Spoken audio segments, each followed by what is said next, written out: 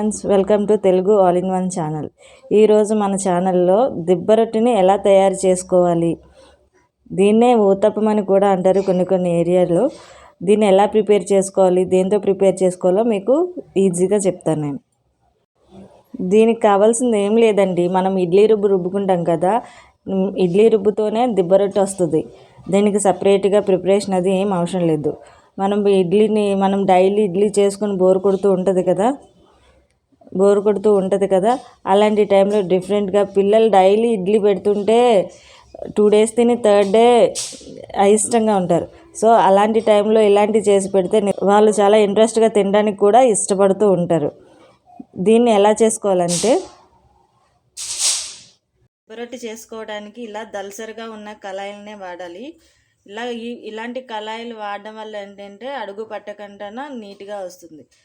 Stove వెలిగించుకొని కళాయి పెట్టుకొని కళాయిని పూర్తిగా వేడవనిచ్చిన తర్వాత ఆయిల్ పోయాలి. పూర్తిగా వేడవ్వాలి.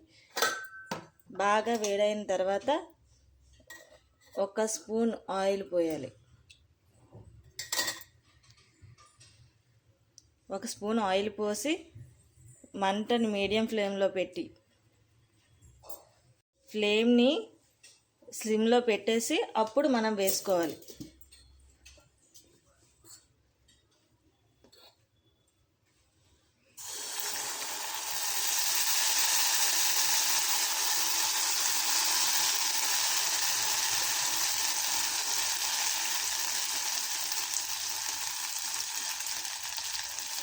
ఇలా 2-3 గరిటెలు వేసుకొని పిండిని చూడండి ఎలా అవుతుందో. దానిపైన ఒక మూత పెట్టుకోవాలి. మూత పెట్టుకొని సిమ్లోనే ఒక 3 నుంచి 4 నిమిషాలు కాలనివ్వాలి మన ఊతప్పాన్ని. చూడండి ఇది ఊతప్పం ఎలా కాలిందో.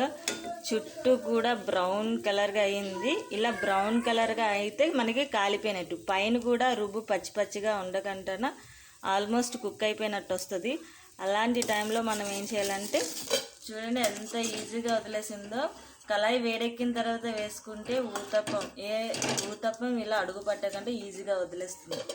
దీన్ని కొంచెం పైన ఆయిల్ పోసుకొని టర్న్ చేసుకోవాలండి. చూడండి ఎంత బాగా కాలిందో.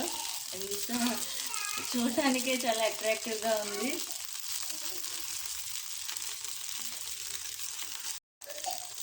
దీన్ని టర్న్ చేసిన తర్వాత ఒక 2 minutes కుక్ అయితే సరిపోతుందండి.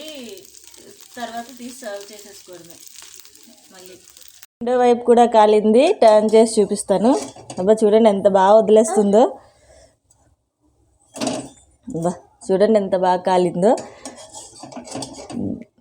అంతే, దీన్ని తీసుకొని ప్లేట్లో సర్వ్. అంతేనండి, ఎంతో టేస్టీ అయిన ఊతప్పం రెడీ.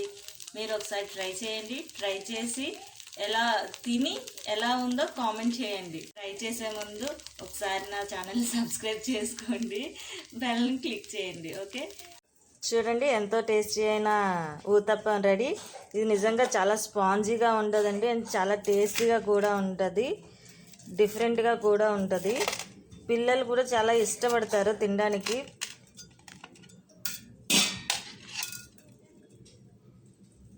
మా అబ్బాయికి అయితే ఊతప్పం అంటే చాలా ఇష్టం అండి. నేను ఇడ్లీ చేసినప్పుడు అల్లా వాడికి సపరేట్గా చేసి పెడుతూ ఉంటాను, అంత ఇష్టం ఊతప్పం అంటే. Very tasty.